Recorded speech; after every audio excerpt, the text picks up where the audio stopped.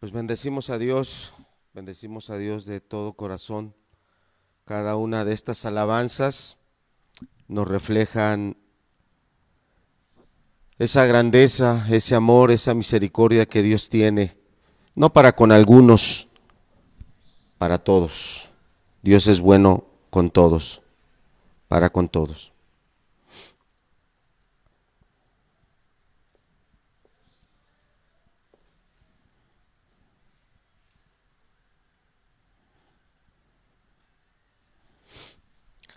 De los primeros cantos que nuestros hermanos nos estuvieron ministrando, pues son cantos que a través de esa influencia, de esa gracia, de esas alas extendidas, de ese obrar de Dios,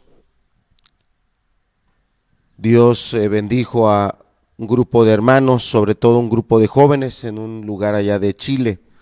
Y bueno, unos cantos que nos bendicen ampliamente nos bendicen estos cantos, todos ellos, gracias a Dios porque es un Dios que siempre Él está obrando, que siempre Él se está relacionando con nosotros. Bien, amados, vamos a, con la gracia de Dios, continuar en esta serie de estudios que hemos estado compartiendo acerca de las alas de Dios, y también otro título que tiene toda esta serie de enseñanzas es Conociendo a Dios. A través de cada una de estas enseñanzas se ha ido revelando, hemos ido mirando diferentes aspectos de ese carácter de Dios, de cómo Dios obra, de qué es lo que Dios hace. Y bueno, ya llevamos varias enseñanzas. Y bueno, de la semana pasada estuvimos ya en el libro de Daniel, y la enseñanza de hoy tiene por título Dios tiene el control. Dios tiene el control. Es muy interesante el libro de Daniel.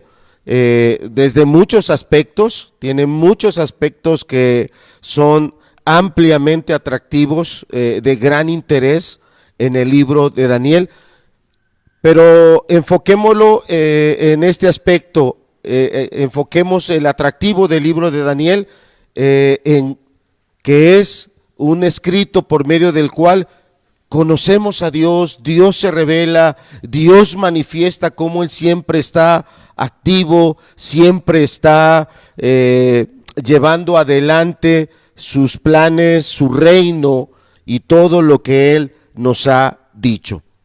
Es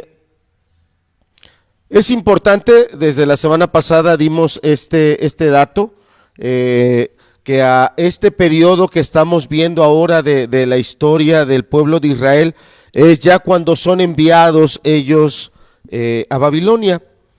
A ese periodo se le conoce como la deportación, el tiempo en el cual fueron enviados a Babilonia por sus pecados, gran cantidad de ellos, por su maldad, y que no fue de un momento a otro que ellos fueron sorpresivamente disciplinados, sino desde tiempos de Moisés. Claramente Dios les había dado mandamientos, Dios les había dado principios y los había encomiado, los había animado a que anduvieran en esos mandamientos para que fueran ampliamente bendecidos por Él. Pero también Dios les dio claras advertencias que si ellos se apartaban de esos mandamientos, vendría la disciplina. Entonces ellos conocían esto desde cientos de años atrás. Después de eso, Dios estuvo enviando profetas, y a través de los profetas Dios les venía avisando que Él iba a corregir esa dureza de su corazón, iba a corregir, a disciplinar esos pecados a través de los cuales ellos se habían mantenido, se habían endurecido, se habían arraigado profundamente en ellos. Dios claramente les había avisado a través de los profetas. Y viene este momento, el momento de la deportación, el momento en el que son enviados a Babilonia, no de manera sorpresiva, no de manera inesperada, súbita, ¿no? Antes de entrar al libro de Daniel estuvimos en el libro de Habacuc y claramente antes de que llegara esa vara de la corrección de Dios, Dios todavía siguió enviando profetas y avisándoles, ya, la disciplina ya está aquí. ¿Cómo podríamos ilustrar esto? Lo podríamos ilustrar en con memorias que pueden venir a la mente de cualquier persona, sea adulta, sea un joven, sea un niño, porque hay de todas estas edades escuchando la predicación. Y ese niño o ese joven que está consciente que lo que está haciendo es incorrecto, está consciente que su padre o su madre se lo han prohibido y le han dicho no hagas esto, no te comportes así, y él justamente lo que está haciendo lo que dijeron, le enseñaron, no lo hagas, lo que le advirtieron, esto no lo digas o no te metas en estas situaciones. El joven lo está haciendo y su mente le está diciendo, esto está mal, esto no lo debería yo de estar haciendo. Ese niño que está consciente, que tiene límites, que tiene mandamientos, que tiene principios, pero al no estar sus padres, al sentirse él que nadie le ve, se pone a hacer cosas que no debía hacer y su conciencia le está diciendo, esto no está bien. Eso fue lo que Dios hizo con su pueblo, lo enseñó, lo discipuló, le dio sus mandamientos, le envió profetas que le advertían, oye, eso que estás haciendo no es correcto. Bueno, volviendo a esta imagen, este niño, de repente viene su padre o su madre, lo encuentra haciendo algo que se le había instruido, se le había enseñado, se le había advertido y se le encuentra haciendo lo que no debía hacer. Y bueno, si es una acción que amerita la vara, te imaginarás los ojos del niño, la niña, el joven, cuando ve que su padre se va encaminando a ese lugar donde está la vara, a ese lugar donde está el cinturón, y todavía no le dan una sola, no le han puesto nada encima, pero él ya sabe lo que va a sentir. Leía el libro de un autor, no sé si era Josh McDowell o otro autor, no recuerdo ahorita el autor, pero él dice que siempre en la pared estaba colgada esa vara con la que lo corregían, siempre ahí estaba colgada. Y cuando él hacía algo que estaba mal, ¿a dónde crees que él miraba cuando llegaba a la casa? Cuando el joven que hacía la acción mala, ¿a dónde crees que él miraba cuando entraba a la casa? Entraba viendo si la vara estaba ahí. Ay, no me va a tocar vara. Pero si la vara no estaba ahí, él sabía dónde estaba. Estaba en la mano de papá y él sabía lo que le iba a doler. Entonces, esa es la ilustración de cuando Dios envía a Habacuc. Y Dios le está diciendo a su pueblo, la vara ya no está en la pared. La vara ya está en la mano de la persona que te va a disciplinar. Y esa persona, por decirlo así, era Nabucodonosor, era Babilonia, era el ser destruida la ciudad y el ser llevados ellos como esclavos, que ya Dios les había avisado que durante 70 años ellos iban a estar ahí. En Babilonia. Ahí está la diapositiva, es la segunda, a ese tiempo se le llama la deportación. La vara fue avisada, fue advertida, se les instruyó, se les invitó a andar por el camino correcto. Fueron pasando los años, se fueron haciendo duros, se fueron haciendo soberbios, hasta que Dios quitó la vara de la pared y la puso en la mano de quien les iba a corregir. 70 años. También a ese tiempo se le conoce como el tiempo del horno, porque los 70 años, durante todos los 70 años, Dios estuvo corrigiendo la dureza del corazón de esas personas. Y tenemos que entender que de esas personas que fueron miles de judíos, entre ellos tenemos a Daniel como ejemplo. En el año 605 Nabucodonosor hizo guerra contra Jerusalén, la primera, y un grupo es llevado, cerca de 10,000 judíos, entre ellos Daniel. Años después viene un segundo enfrentamiento entre Nabucodonosor y ese pueblo que se seguía rebelando, que no se sometía a las medidas impuestas por Babilonia, y viene una segunda invasión. Nuevamente sufren la derrota y es llevada otra población de Jerusalén a Babilonia. Entre ellos tenemos como un representante al profeta Ezequiel, y después de eso viene una tercera ocasión donde ahí sí ya Jerusalén es totalmente, diríamos, es más gravemente destruida, las puertas son quemadas, el muro es derribado y el templo es seriamente afectado, sobre todo saqueado. El templo de Jerusalén es saqueado y seriamente afectado. Durante un periodo de 19 años sucedió todo esto, empezando en el año 605 antes de Cristo. Después viene otro segundo golpe, donde son llevadas otra cantidad de personas, entre ellos Ezequiel, y después un tercer golpe, donde ya es deportada la mayor cantidad de lo que había de población. Sí quedaron algunas personas, y en la predicación de la semana pasada dijimos, ¿qué personas dejaban los babilonios? La gente menos preparada y la gente más pobre. Ellos de alguna manera se veían beneficiados, y al recibir ese beneficio, sabía Babilonia que esa gratitud que ellos deberían de tener, los iban a hacer a que le fueran obedientes y leales al imperio babilonio.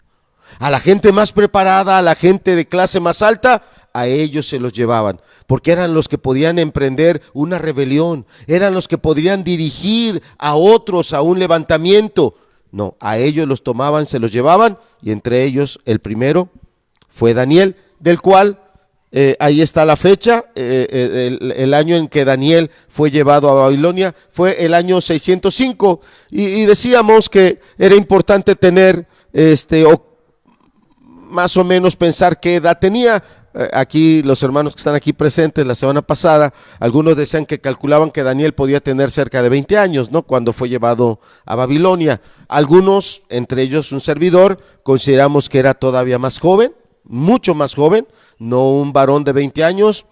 Yo asumo que era un adolescente, o sea, dada la expresión mexicana que a los 18 años ya no es adolescente, ya es un joven y de acuerdo a los términos civiles es mayor de edad, ¿no? Pero para mí era un adolescente, para mí, andaría entre los 13, 15 o 16 años, para mí. Esa es mi lectura que yo hago de el texto. Pero bueno, esa fecha es importante porque más adelante vamos a hacer algunas cuantas sumas. Y bueno, si nos pones ahí el pasaje, están los nombres, pero los vamos a saltar, nos vamos directo al pasaje. Este pasaje lo tuvimos la semana pasada aquí en el libro de Daniel, en el capítulo 2, y a partir del verso número 20, donde Daniel hace una expresión que nos es de sumo interés, de suma importancia. No es el texto que vamos a ocupar hoy para predicar, pero es importante tenerlo presente. Dice aquí en Daniel capítulo 2, verso número 20. Y Daniel habló y dijo: sea bendito el nombre de Dios de siglos en siglos, porque suyos son el poder y la sabiduría. Él muda los tiempos y las edades, quita reyes y pone reyes, da sabiduría a los sabios y la ciencia a los entendidos. Él revela lo profundo y lo escondido, conoce lo que está en tinieblas y con él mora la luz. Daniel hace esta expresión en un momento complicado donde Nabucodonosor había tenido un sueño. En ese sueño él había visto una imagen y él manda a traer a la gente más preparada de su reino para que le den toda una interpretación de ese sueño. Nadie puede. Y al no poder nadie, la furia de Nabucodonosor era matar a esas personas que de nada servía todo el tiempo de preparación, de nada servía que tuvieran una porción especial de alimentos que venía directamente del rey, de nada servía que tuvieran o estuvieran en una escala social muy elevada, y de nada servía que tuvieran una retribución económica muy alta, de nada servía si no podían ayudar al rey en este momento tan crítico de la vida de Nabucodonosor. Y aquí es donde aparece ese hombre que años atrás había hecho un compromiso con Dios junto con sus amigos, Ananías, Misael y Azarías. Aparece Daniel Y él no aparece como un sabiondo, un todo lo puedo, a mí déjenme lo que yo solito lo hago. No, no, no. Daniel no aparece de esa manera. Aparece un hombre cabal, un hombre sencillo, un hombre humilde, que lo primero que pide a sus compañeros es apoyo en la oración, apoyo en el ayuno, apoyo en el ruego para poner esta causa delante de Dios y sea Dios el que meta su mano en favor de un asunto tan grave y tan crítico. Y cuando Dios le revela a Daniel esto, Daniel le da la gloria a Dios. Y Daniel reconoce que en él está toda la sabiduría. ¿Por qué? Porque ese sueño que Dios le había dado a Nabucodonosor y que ahora se lo estaba explicando a Daniel, ese sueño revelaba todos los reinos, todos los imperios que iba a haber por siempre. No estamos hablando de un texto histórico pasado. Bueno, eso ya es historia. Eso ya se acabó, eso ya terminó. No, mi amado. No, amado niño, no, amado adolescente que estás escuchando la predicación. No, esto está pasando el día de hoy. Y el día de hoy estamos en uno de estos 4 reinos y sería el último, el cuarto. Y de hecho el capítulo 2 nos presenta esos reinos vistos por el ojo humano. Y los humanos vemos nuestros reinos como el oro, como la plata, como los tesoros, como la riqueza, como el placer, como el poder. Así los ve el ojo humano. Eso es lo que presenta el capítulo 2. Pero el capítulo 7 presenta esos mismos reinos, pero vistos por el ojo de Dios. Y en el capítulo 7 del libro de Daniel se ven como bestias sanguinarias, rapaces, asesinas. Cabría la pena decir que fueron reyes distintos a los que se les dio la explicación de esa figura. En el primero fue Nabucodonosor, en el segundo era otro rey. No era el mismo ya. No era el mismo rey. Por eso el libro de Daniel es tan interesante, porque si nada más lo leemos de manera mecánica y monótona, no nos damos cuenta de todo lo que está pasando. El libro de Daniel cubre un periodo de más de 70 años de hechos, de obras de Dios. Y el Daniel que estamos leyendo en el capítulo 2 no es el Daniel que vamos a leer después en los otros capítulos, sobre todo el capítulo 9, que es donde hoy vamos a estar meditando. Es el mismo Daniel, pero no tiene la misma edad. El Daniel del capítulo 9 es un hombre que han pasado ya muchos años sobre él. Y es el hombre que sigue manteniendo el compromiso que hizo cuando era o un adolescente o un hombre joven. No contaminarse, ser fiel a Dios, no dejarse engañar porque bueno, pues ya estoy en Babilonia, aquí me acomodo, aquí me hago a la forma. No usó el dicho popular mexicano: a la tierra que fueres, haz lo que vieres. No, él no se dejó llevar por ese dicho. Él se mantuvo fiel a sus principios en los cuales era instruido, aunque estaba en disciplina por Dios. Y no fue una disciplina de un niño o de ti como joven que te tienes que voltear de espalda y te tienen que dar un cuerazo, te tienen que dar una corrección. ¿Y cuánto dura? Puede durar 1 minuto, 2 minutos. ¿Cuánto puede durar tal vez esa disciplina? Un día o un periodo de tiempo más largo, tal vez de un día. No, la disciplina de Daniel duró 70 años. Cada año era un embarazo. Cada año era una corrección de parte de Dios. Y Daniel se mantuvo amando a Dios. Entonces Daniel lo bendice. En este capítulo 2 que estamos, claramente él dice que sea bendito ese Dios, que en él mora la sabiduría. Y claramente también dice que él muda los tiempos. Y es una palabra que la podemos usar cuando alguien está callado, ¿no? Está mudo, no habla. Usamos esa palabra, pero aquí no se usa en ese sentido. Se está usando en el sentido de cambio. Cuando usted va a un lugar, lo invitan a un lugar, usted va a hacer un viaje, usted prepara ropa para cambiarse y a cada cambio de ropa, ¿usted cómo le llama? Muda, ¿no? Tal vez, ¿y cuántas mudas vas a llevar? Si es un viaje de 2 días, tal vez 2 mudas. Si es de más días, bueno, obviamente más, ¿no? Está hablando de eso, de cambios abruptos y repentinos, como el que estamos viviendo en estos días de esta pandemia.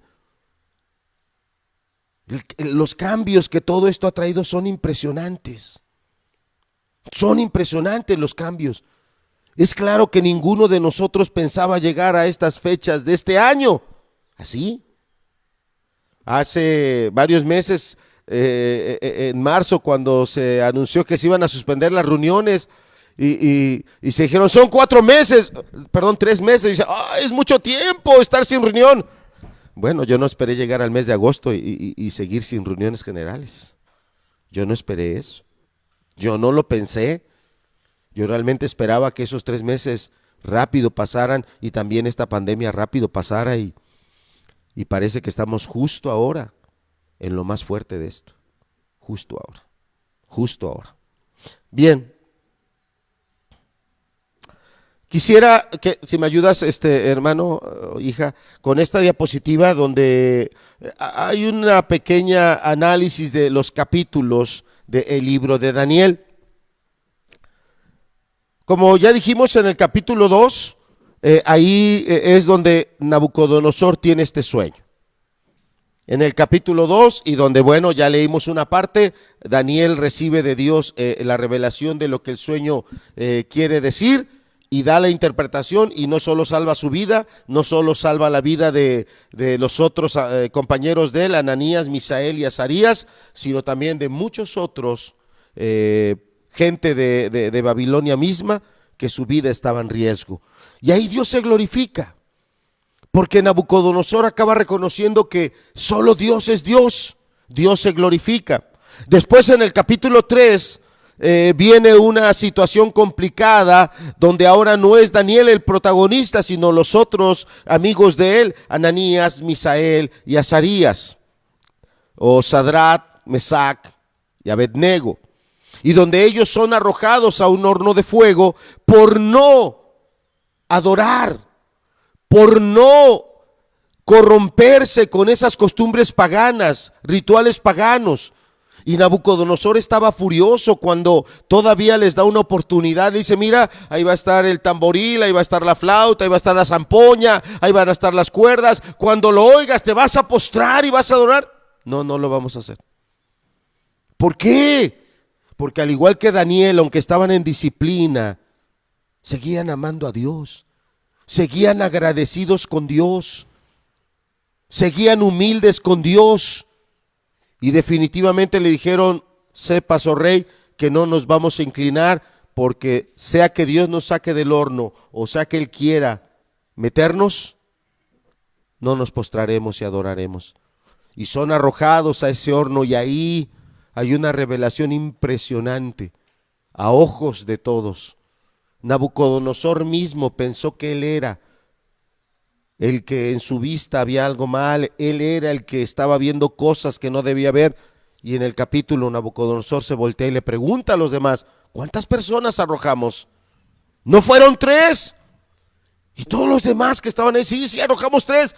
¿Por qué hay 4 allá adentro? ¿Por qué si arrojamos a 3 hay 4? Y qué impresionante habrá sido, porque en medio de esas brasas o ese calor que había ahí, claramente él podía ver las características del cuarto. Y claramente él estaba viendo a alguien divino. A alguien divino. Hablando en cuanto a teofanías, la única parte encarnada de la Trinidad es Jesús. Así que, si aplicamos las cuestiones teológicas para interpretar ese pasaje, era Jesús el que estaba con esos 3. Y lo sacó. Ni siquiera el humo se había impregnado en sus vestiduras. Qué hermoso es ver en este capítulo 3 cómo fueron extendidas esas alas. En el 4 es triste darnos cuenta que a pesar de los testimonios que ya Dios había dado de ser el único Dios verdadero, la soberbia de Nabucodonosor siguió su curso. Y mira, ¿qué nos espantamos de Nabucodonosor? Porque lo mismo puede pasar en nuestras vidas. Dios ha venido, Dios ha obrado, Dios ha hecho milagros en ti, Dios ha favorecido de diferentes maneras, y en ese momento nuestro corazón está agradecido. Estamos nosotros vueltos a Dios, estamos nosotros animados en los caminos de Dios, estamos nosotros también animados o animando a otros a andar en los caminos de Dios. Pero la soberbia, el orgullo, es un veneno del cual es difícil limpiar nuestra sangre y nuestro corazón. Y se vuelve a meter el orgullo, y en algún momento esa gratitud queda atrás, es cosa del pasado, y regresamos a nuestros malos caminos, regresamos a nuestras malas andadas, a malas acciones, a alejarnos de Dios. Regresa otra vuelta a la dureza al corazón, empiezas a tratar mal a otras personas, quien tengas a tu alrededor, sea una esposa, sea un esposo, sea un hijo, una hija, sean otras personas cercanas, un padre, una madre. Empiezas a ser orgulloso, empiezas a ser respondón, empiezas a ser grosero, empiezas a ser altanero. Pues si no les gusta me voy de la casa. Pues yo ya mero voy a cumplir tal edad y ya me voy ahí, ya no van a saber de mí. Qué grande es el orgullo, qué veneno. Porque igual que Nabucodonosor lo bebemos hasta el fondo de la copa. Igual que Nabucodonosor, porque nos podemos espantar de lo que dice el capítulo 4, que le creció el cabello, le crecieron las uñas, comía pasto. Literalmente pasó, porque no estamos en un libro poético, estamos en un libro de historia. Literalmente pasó. ¿Cuántos de hoy están enloquecidos por su pecado? ¿Cuántos hombres están enloquecidos por su edad, andando en su maldad, en su inmoralidad? ¿Cuántos jóvenes están de veras hartados, atascados de su soberbia, pensando: yo no necesito padre, yo no necesito madre, yo puedo irme, yo puedo vivir solo, yo solo voy a salir adelante, a mí nadie me va a volver a detener? Igual que Nabucodonosor, como bestia. Y Daniel, por la gracia de Dios, se acercó y le dijo: rey, tus pecados redime. Eso que Dios dice que va a pasar, porque todavía no pasaba cuando Dios le envió un mensajero. Le pase a tus enemigos y no te pase a ti. Daniel le tenía hasta cierto punto un aprecio a ese rey. Pero de repente Nabucodonosor, dice el texto, volteó, vio sus palacios, vio la extensión de su reino y dice: no soy yo, Nabucodonosor, no soy yo el que he construido, no soy yo el que he conquistado. Y en ese momento le vino el juicio de Dios. 7 años anduvo como bestia. ¿Y sabe qué dice Nabucodonosor cuando él fue librado de eso? Dice el texto que alzó sus ojos al cielo, buscó el perdón de Dios y dice que su razón le fue devuelta. ¿Cuántos de los hermanos varones que están aquí podríamos agarrarnos de ese texto y decir: sí es cierto, el día que Dios vino a mi vida y trató conmigo y perdonó mi pecado, mi razón me fue devuelta? Se acabó la bestia que habitaba en esta casa. Se acabó el animal que gritaba y a todos pateaba y ofendía. ¿Y sabe qué dijo también Nabucodonosor? Ese es uno de los temas, o el tema, perdón. Hay varios temas en el libro de Daniel, pero es el tema más importante. Por boca de Nabucodonosor, él dijo: el cielo gobierna sobre la tierra. Joven, tú que no quieres nada con Dios, qué duro es esto para ti. Tú no gobiernas. Persona adulta que estás escuchando el mensaje, qué duro es esto para ti. Tú no gobiernas. Gobierna Dios. Y a todos los que están criticando duramente a Dios por esta pandemia, Dios tiene el control. Es difícil que me entiendas, y para mí mismo es difícil explicártelo en el tiempo que resta de la predicación. Pero Dios tiene el control. Nada se le ha salido de las manos. Él tiene un propósito en todo esto, aunque te cueste trabajo creerlo, si quieres escucharlo. Y te lo estoy diciendo con un capítulo donde un hombre que la historia dice que tuvo el imperio más grande, él dijo: el cielo gobierna sobre la tierra. De ahí brincamos al capítulo 5, donde ya no es Nabucodonosor. Nabucodonosor ya había muerto. Ahorita vamos a decir cuánto tiempo tenía muerto Nabucodonosor. Son cosas que de repente uno no los ve porque de un versículo a otro de repente han pasado muchos años. Y bueno, ahí ya era su hijo el que estaba reinando. Y bueno, también vamos a ver en un momentito que estaba pasando algo muy especial.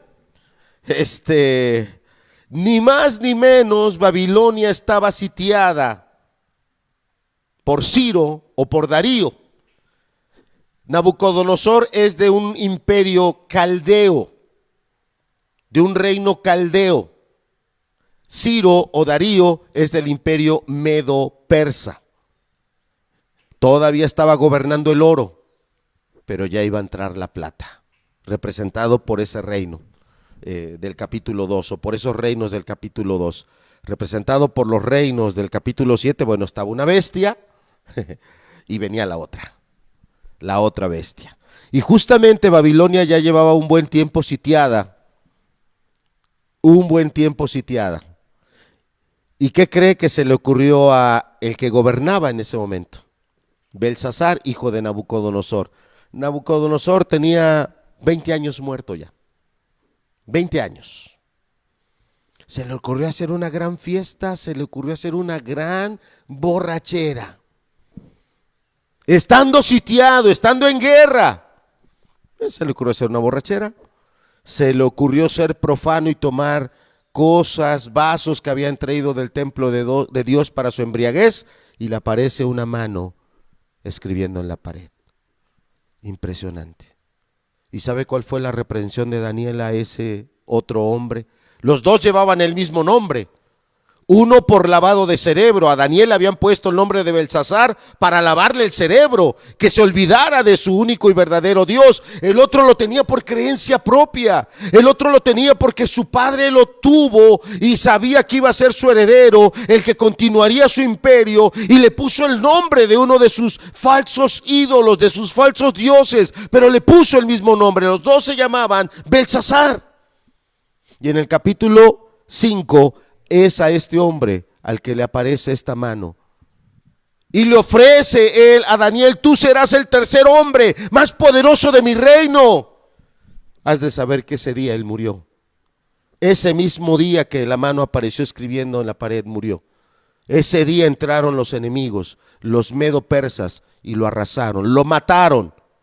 Vamos a ver en un momento la fecha.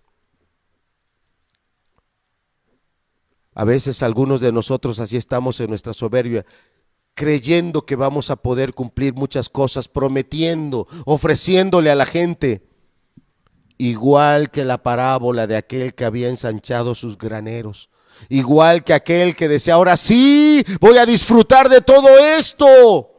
Y la palabra, ¿cómo lo llamó? Necio. Así actuó este hombre, necio. Y Daniel lo reprendió y le recordó todas las señales que Dios había hecho en los tiempos de su padre, y que él no se humilló ante eso y adoró al único Dios verdadero.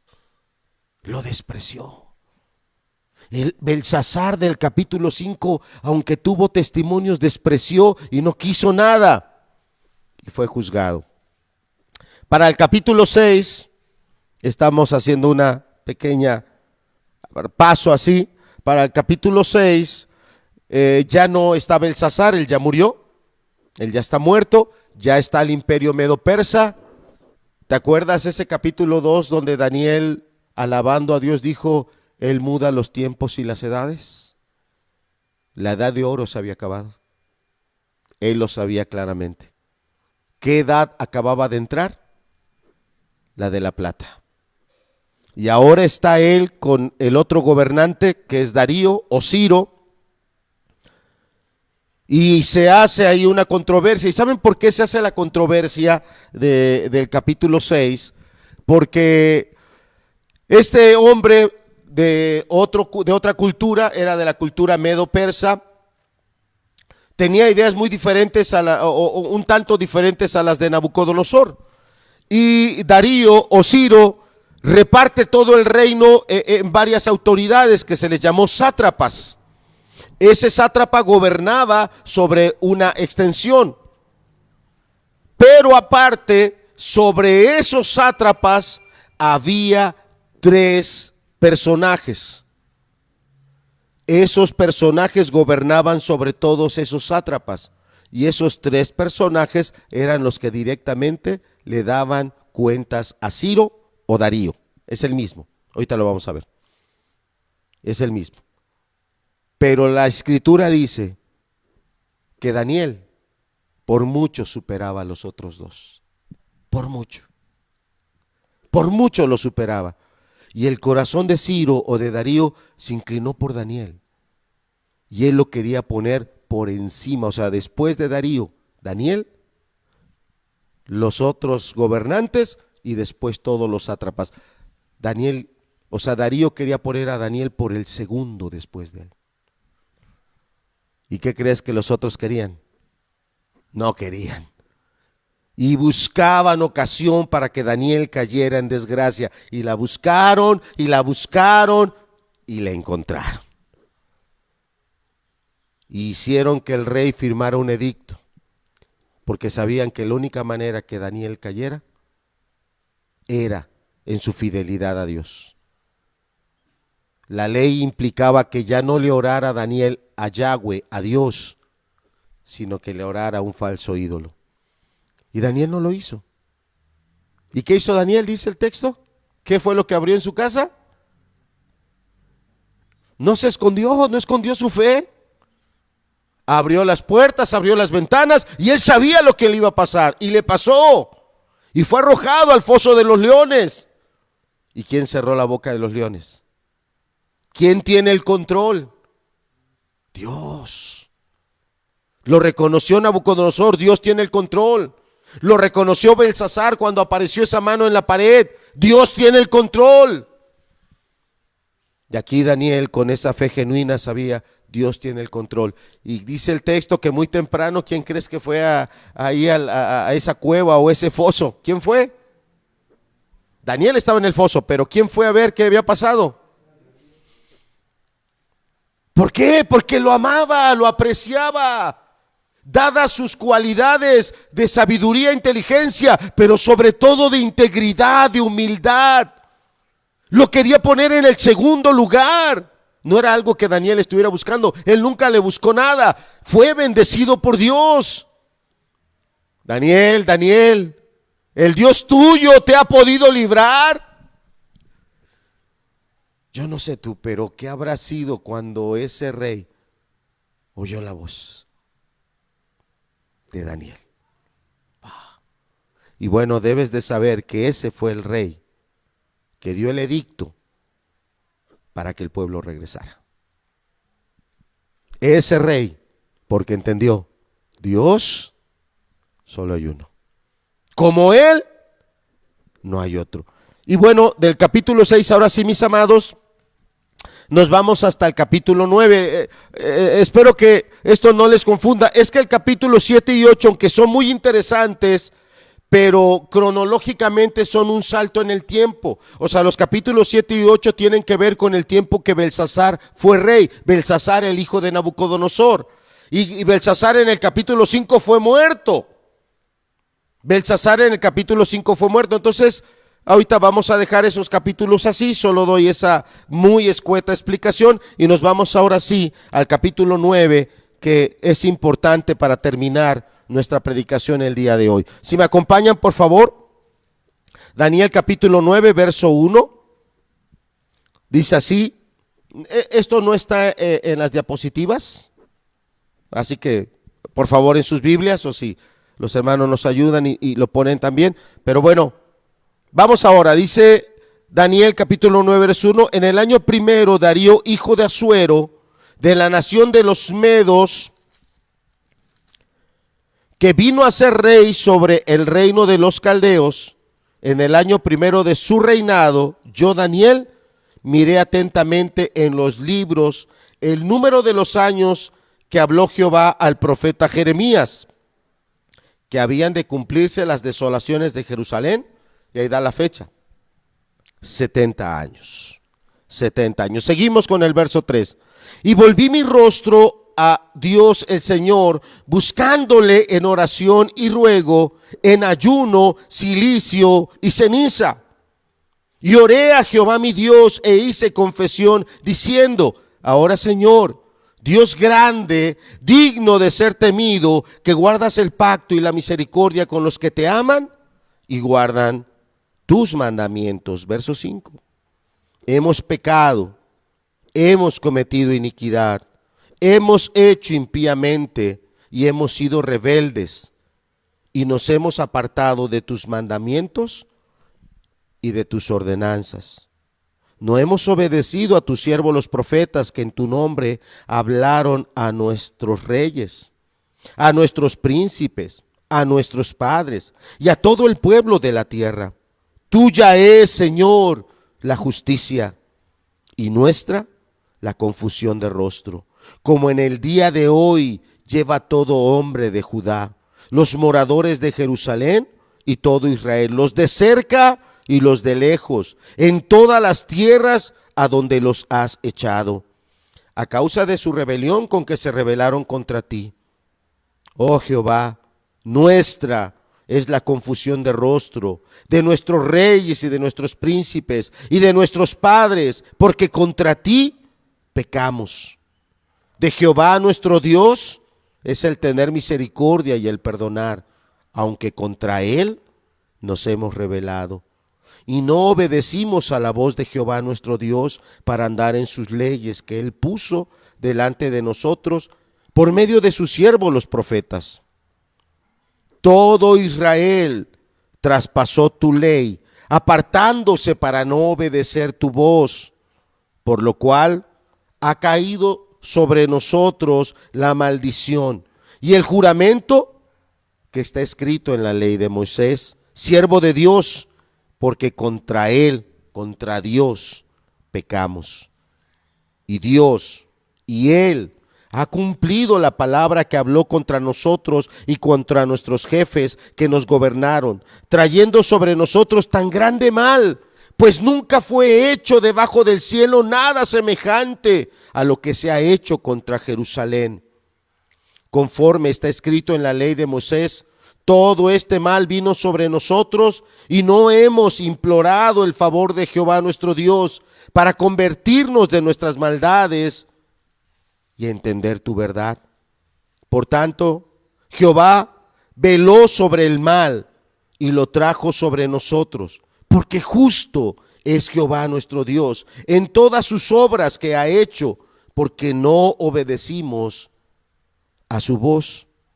Ahora pues, Señor Dios nuestro, que sacaste tu pueblo de la tierra de Egipto con mano poderosa y te hiciste, fíjate cómo dice, no dice que se hizo nombre, no, está dando a entender que se hizo el nombre más grande, te hiciste renombre, ¿cierto?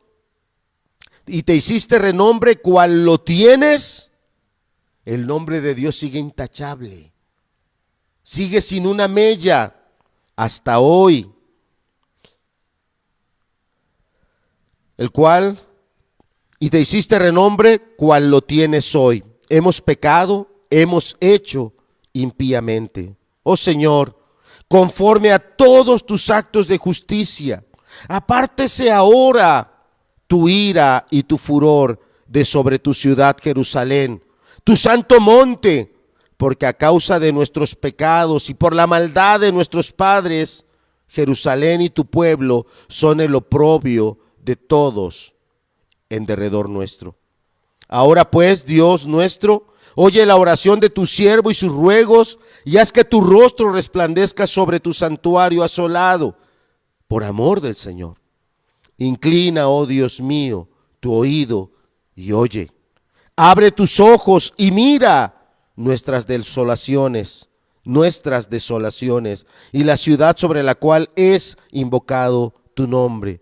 Porque no elevamos nuestros ruegos ante ti, confiados en nuestras justicias, sino en tus muchas misericordias.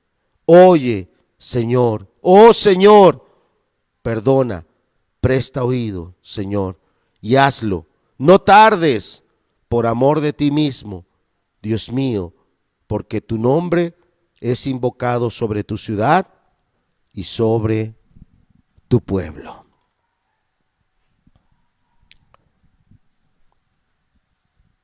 Si nos pone la siguiente diapositiva. Esto ya lo habíamos dicho, mis amados. Nabucodonosor, después del capítulo 4, donde Nabucodonosor lleva ese tiempo de locura, de juicio, inmediatamente viene el capítulo 5, y ya en el capítulo 5 no es Nabucodonosor. Entre el último versículo del capítulo 4 y el primer versículo del capítulo 5 hay un periodo de 20 años. Nabucodonosor, ahí está la fecha, murió entre el año 563 antes de Cristo o 562 antes de Cristo.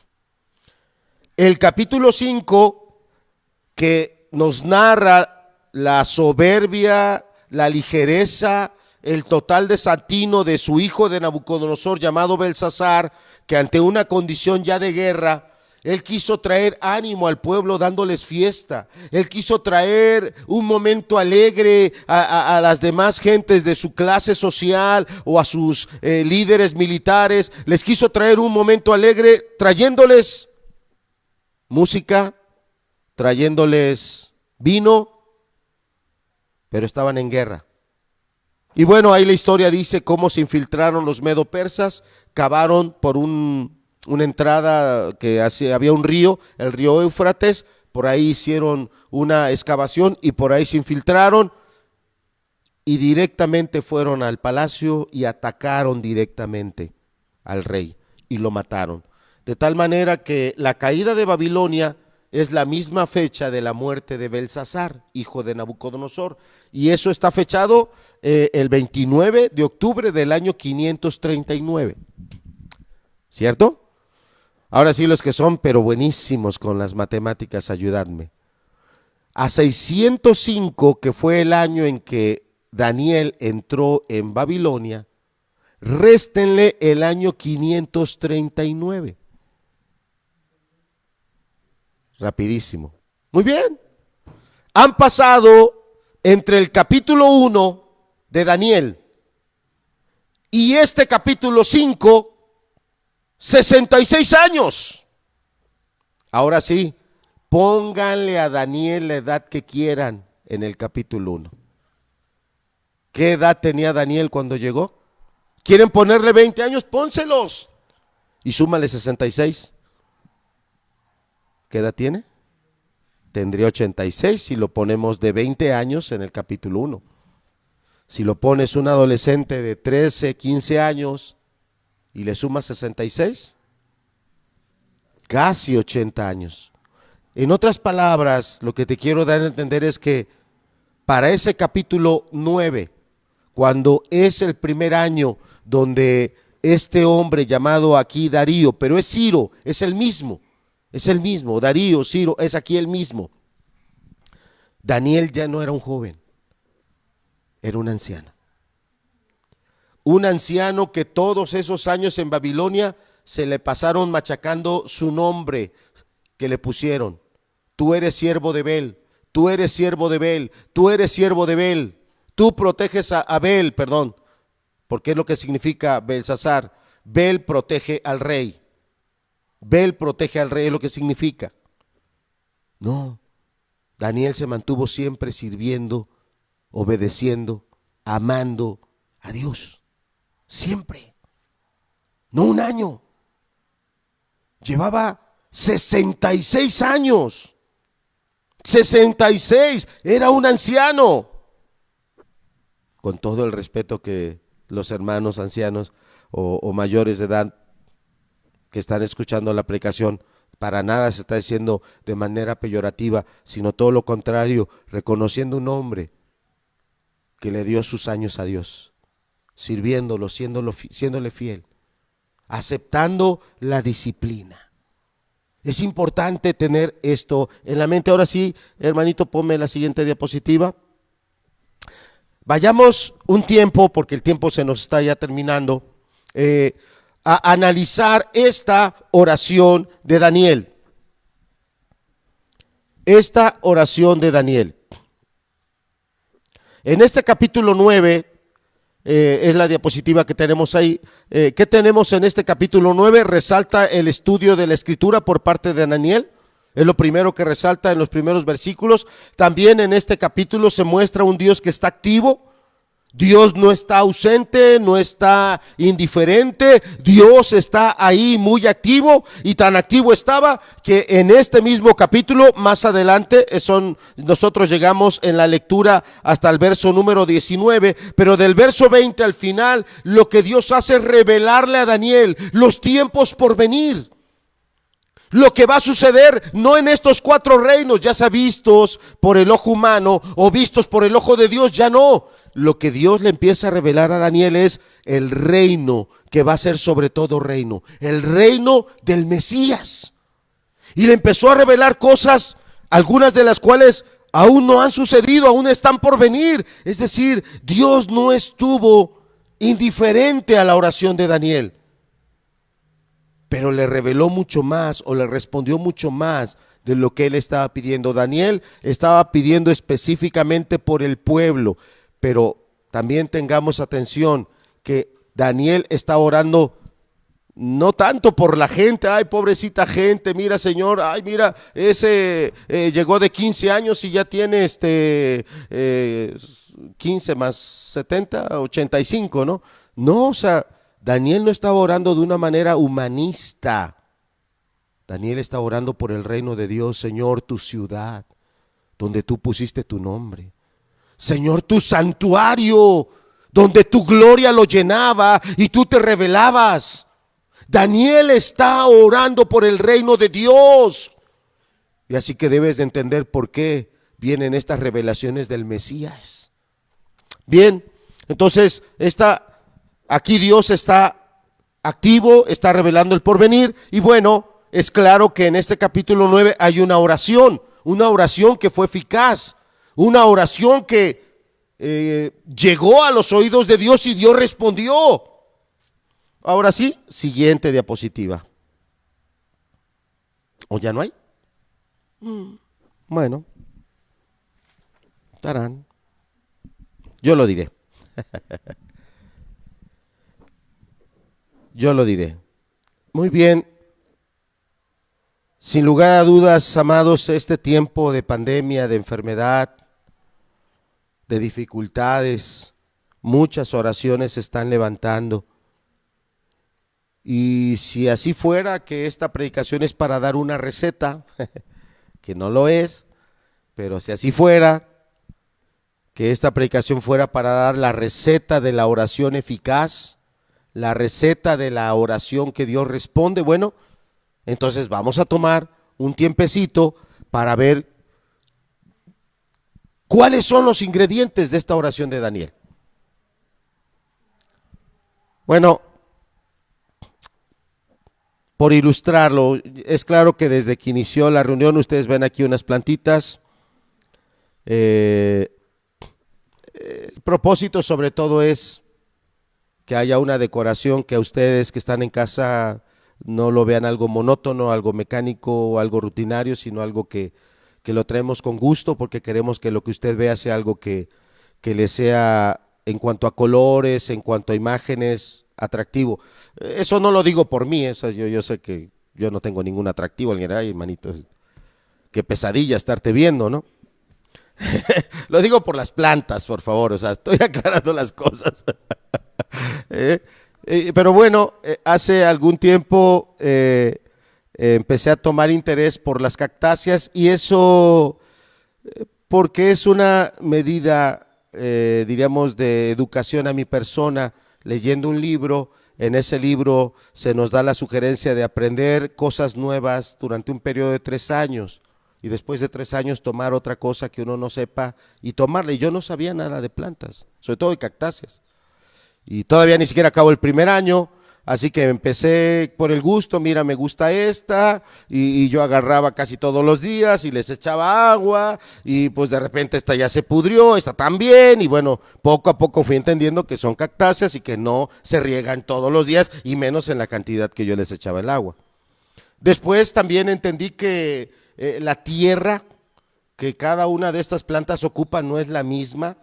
Cada planta requiere de un tipo de tierra muy particular, muy especial, y bueno, al día de hoy ya voy entendiendo eso y voy haciendo algunas combinaciones y preparando algún tipo de tierra que les va a ayudar. Y bueno, parece que he aprendido después de que he podrido muchas plantas, después de que he echado a perder una gran cantidad. Bueno, parece que ya he aprendido un poco, y mira, aquí ya hay algunas que ya las estamos reproduciendo en casa. Y bueno, al final hoy va a haber unas preguntas y respuestas. Recuerden que son para los niños, jóvenes. Y bueno, también alguno que otro hermano que tiene ese corazón de niño. Y bueno, aquellos niños jóvenes que respondan, son 5 preguntas. Lo ideal es que respondan correctamente las 5. Y obviamente también lo más rápido posible, no es solo, es que respondí bien, pero respondiste bien después de media hora, entonces pues no, ya no, hay que responder casi de inmediato. Pero bueno, hablaba de los ingredientes, así como para que una plantita de estas crezca, no solo se reproduzca, algunas de ellas dan flor. Estas son unas euforbias, estas que están aquí, muy bonitas. Esas se las regalé a mi esposa, yo no las cultivé en casa. Estas se las regalaron también a mi esposa, pero yo son crías de otra planta y yo sí las puse en estas macetitas y bueno, ahí van. Lo mismo yo quisiera que viéramos estos últimos minutos acerca de la oración de Daniel.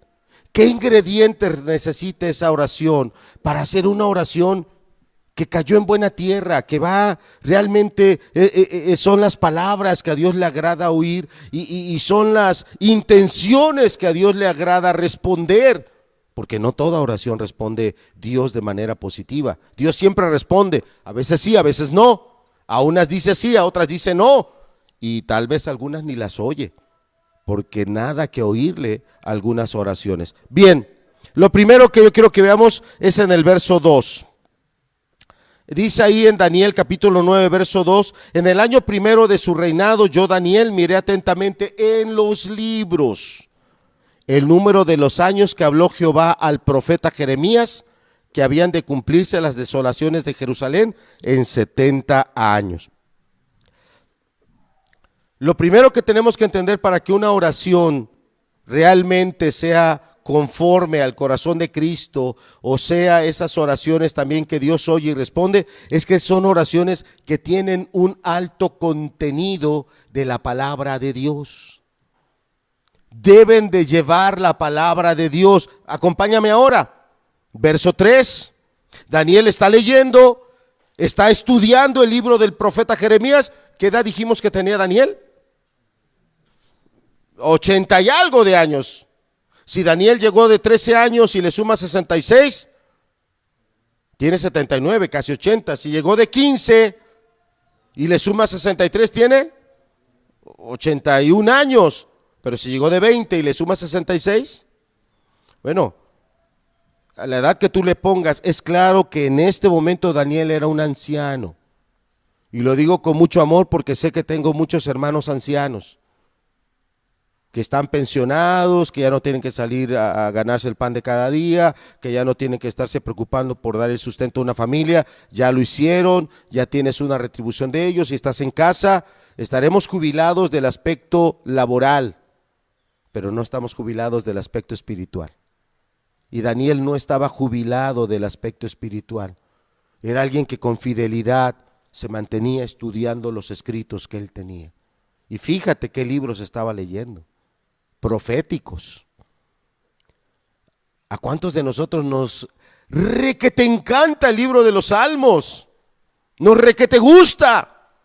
Te gusta lo suavecito, te gusta lo blandito, aunque en el libro de los Salmos hay varias profecías, pero hay otros libros que son más pesaditos que el libro de los Salmos. Y Daniel estaba con ese libro y ahí Dios le habla. A ver, estamos en el año 539. Si el cautiverio, si los 70 años empezaron en el año 605 y le quitas 539, ¿cuántos años da? 605 menos 539, 66. ¿Cuánto falta para 70?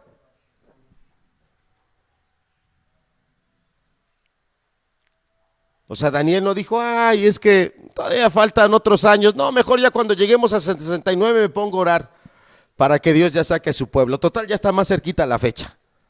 Total, ya falta menos. No. En cuanto él leyó, él vio las fechas, dijo, se acerca el tiempo en el que se va a cumplir los 70 años. Ya está cerca. Y es ahí cuando él empieza a interceder, a rogar. ¿Para qué? Para que Dios traiga esa restauración, abra las puertas y el pueblo regrese. Se me ha completado la hora.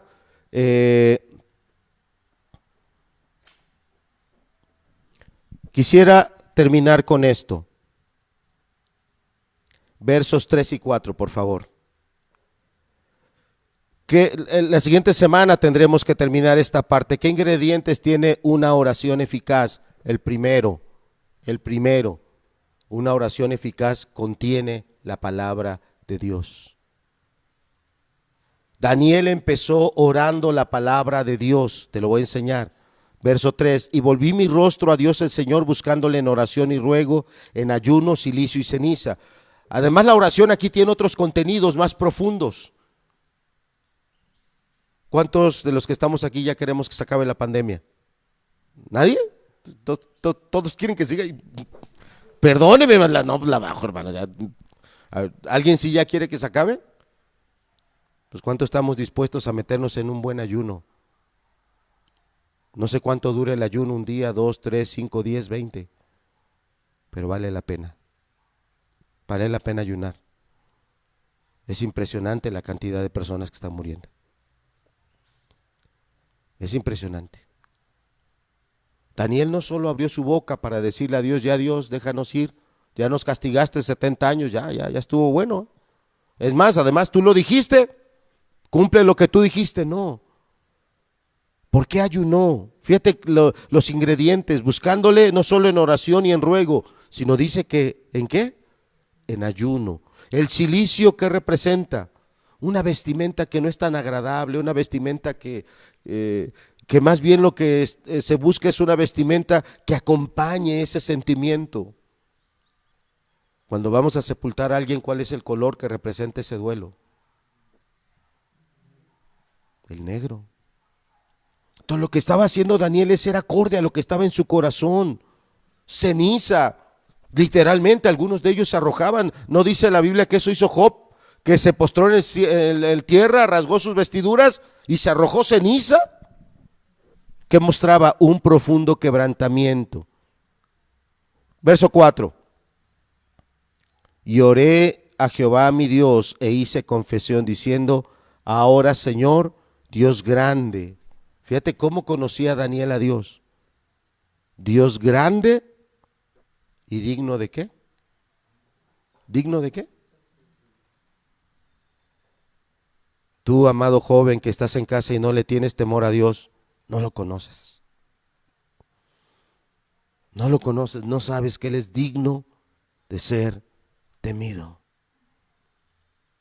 Cuando Dios habló con Habacuc y le dijo, yo traigo una vara, esa vara son los babilonios, son los caldeos, con esa vara voy a corregir a mi pueblo. Habacuc se jalaba el cabello y decía, pero ¿cómo vas a hacer más santo a tu pueblo con un pueblo impío? Aquí está la respuesta.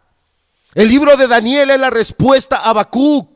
Daniel fue más santo en medio de un pueblo impío, en medio de un pueblo que le quiso lavar el cerebro, en medio de un pueblo que le quiso poner trampas todo el camino. Los 70 años lo quisieron destruir, los 70 años lo quisieron matar, y eso llevó a Daniel a ser siempre temeroso, a ser siempre humilde, a no confiarse de la posición, a no confiarse de las relaciones, a no confiarse siquiera de que le caía muy bien al rey. Aquí está la respuesta. Sí se logró gente más santa siendo corregida en medio de un pueblo impío. Sí se logró. Daniel le tuvo temor. Qué triste el día de hoy que hay muchos que no le tienen el temor que le tenemos que tener a nuestro Dios. Es digno de ser temido. Digno. Porque Daniel, así como vio cómo los estaba disciplinando a él, al pueblo, también Daniel vio cómo esa vara también le llegó al pueblo de Babilonia.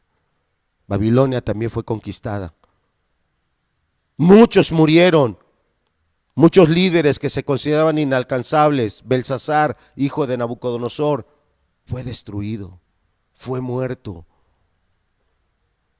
Y eso también se le dijo a Habacuc: pero yo también corregiré a esa nación. Llegará el día en que yo también los juzgaré. Y llegó su día. ¿Crees que Dios no te va a corregir? ¿Crees que Dios no va a meter la vara a esas acciones pecaminosas que estás haciendo? Estás igual que aquel hombre que se le apareció la mano y en su borrachera todavía se atrevía a seguir ofreciendo posiciones. Serás el tercero en el reino. ¿Cuál reino? ¿Cuál reino? Ya no tenía nada. Terminamos con esto. La última parte del versículo 4 es impresionante. Que guardas el pacto y la misericordia con los que te, ¿qué? Te aman. Desde el libro de Éxodo hasta este texto que estamos en Daniel, hay una gran cantidad de veces que esta expresión, este binomio, aman y guardan, se repite. En el libro de Deuteronomio, ¿cómo se repite esta expresión? Los que aman y guardan tus mandamientos, los que aman y guardan tus mandamientos. Y es claro que Daniel se identificaba con este versículo. Él amaba a Dios, él amaba a Dios, él amaba a Dios, él amaba a Dios. Estaba bajo la vara en la disciplina de Babilonia, pero él amaba a Dios. Guardaba sus mandamientos al precio que fuera. Le costó ser arrojado al foso de los leones, al precio que fuera. Le costó estar en la mira siempre de los enemigos, buscando de qué acusarlo, de qué tacharlo, cómo destruirlo. No importaba. Amó a Dios y guardó sus mandamientos. Y es en este capítulo, no lo vamos a ver hoy porque el tiempo se nos ha acabado, pero es en este capítulo donde el ángel le dice: tú eres amado de Dios. ¿Quién de nosotros no quisiera escuchar esa expresión de un ángel? ¿Quién de nosotros no quisiera escuchar esa expresión de ese mensaje enviado por Dios? Dios te ama. No en el sentido coloquial que hoy se usa la evangelización. Dios te ama, Cristo te ama. No, en el sentido real de una relación donde hay comunicación, donde hay contacto. Daniel tenía contacto con Dios. Después viene la confesión de pecado. Después Daniel no se considera el hombre más especial, el hombre más limpio. Él dice: yo soy un pecador, mis padres fueron unos pecadores, toda mi nación es una pecadora. Y lo que yo te estoy pidiendo no te lo estoy pidiendo por justicia, porque no la tenemos. Por eso nos mandaste a este lugar, porque no tenemos justicia, somos impíos. Lo que te estoy pidiendo es por tu grande misericordia. Faltaban entre 2 o entre 4 años, porque no tenemos la fecha exacta, por así decirlo. Pero si faltaban 2 años para que se cumplieran los 70, desde cuando Daniel estaba en ayuno, en oración, en ruego: libera a tu pueblo, libera a tu pueblo. Daniel no regresó. De hecho, en los últimos capítulos, el 10, el 11, el 12, ya había iniciado el regreso y Daniel seguía en Babilonia. Daniel no regresó. ¿Cuánto egoísmo hay en las oraciones? ¿Cómo pedimos por nosotros? ¿Y qué limitados somos para pedir por otros? Daniel nunca pidió por él. Tampoco pidió solo por los otros, sobre todo pidió por el reino de Dios. Qué oración tan impresionante. Primero, llena de la palabra de Dios. Él estaba leyendo, lee la profecía lo quebranta, empieza a ayunar, empieza a buscar la gracia de Dios para estar rogando, y lo primero que él está citando es ese pasaje tan importante de ahí de Éxodo. Dios tiene misericordia de millares, de generaciones, de los que aman y guardan sus mandamientos. Hace rato decía cuántos quisiéramos orar porque esta pandemia ya terminara. Ayunemos. Ayunemos. No tiene usted idea de cómo está la cosa, no te la va a poner complicada.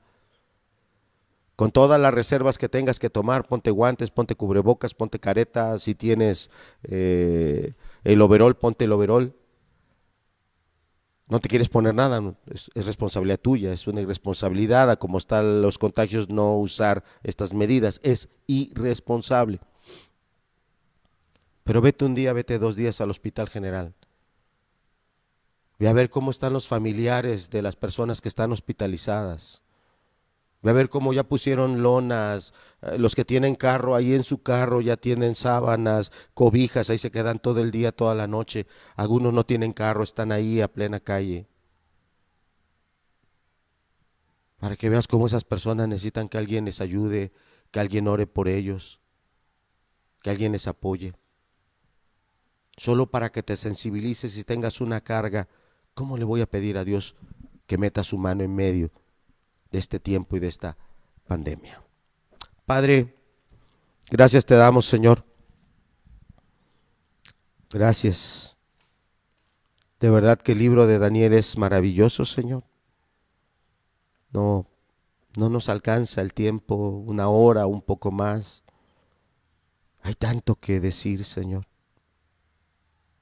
Hay tanto que está aquí que es importante saber. Pero lo que hoy alcanzamos a entender es que tú tienes el control de todo. Lo reconoció Nabucodonosor. Lo tuvo que reconocer muy a su pesar su hijo llamado Belsasar. Lo reconoció el siguiente gobernante del siguiente imperio, el Medo Persa. Lo reconoció Ciro, lo reconoció Darío. Vio que como tú no hay otro Dios. Por eso, porque tú eres único, Darío dio libertad para que el pueblo regresara y te edificara tu casa. Porque como tú no hay otro. Y Padre, yo te pido que en estos días donde ya no hay un templo y donde la Escritura dice que cada uno es templo del Dios viviente, que hoy entendamos cuál es nuestro compromiso, como el de Daniel. No estar mirando solo al tiempo presente, sino con tu mirada mirar a lo que está por venir, las otras edades que están por venir. Mirar que estamos en el peor de los 4 reinos o tiempos, con la bestia más salvaje, y que así como Daniel eso lo llevó a quebrantarse, a buscar a través de una genuina oración que tu reino fuese el que se manifestase, también hoy tu iglesia sea entendida y busquemos tu reino, no nuestros beneficios y comodidades. Padre, bendice a los hermanos que están pasando dificultades. Hay varios enfermos, varios hermanos pasando dificultades y muchas otras personas, no solo por la enfermedad, sino por la escasez de dinero, lo económico, lo laboral. Ayúdanos, como dice ese canto, Señor, a ver tu reino.